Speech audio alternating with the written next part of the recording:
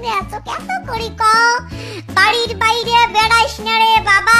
ইতালির একজন ডাক্তার আমার ফ্রেন্ড, সে কইছে যে এই ভাইরাস কত মারাত্মক, করোনা ভাইরাস কত মারাত্মক, সেইটা যদি সাধারণ মানুষ বোঝা গেল হয় তাহলে হারাম বিলি ওই মানুষ ঘরের ভিতরে এমন ঢোকান ঢুকিল হয়, জানলা খুলিয়ে আকাশ কিংবা বাইরেও দেখিল না হয়। এত বড় মারাত্মক সিরিয়াস একটা ব্যাপার স্যাপার।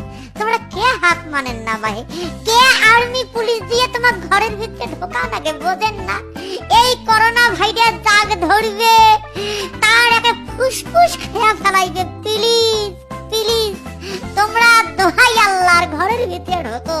ওমর ফ্রেন্ডরা, ওমর বান্ধবীরা, ওমর বন্ধুরা, ওমর খালারা, আন্টিরা, মাসিরা, পিসিরা, প্লিজ প্লিজ ঘরের ভিতরে ঢোকো। আর চাদং বেতন করি বাইরে না আইসে। এই বাইরে আসি আর্মি দেখেন, পুলিশ দেখেন, ওরে বাপরে বাপ, আর্মি বেলে বেড়াইছে, পুলিশ বেলে বেড়াইছে। বাইরে যে আসলু তুই, যাওয়ার সময় তো করোনা ভাইরাস সাথে করে নিয়ে গেল।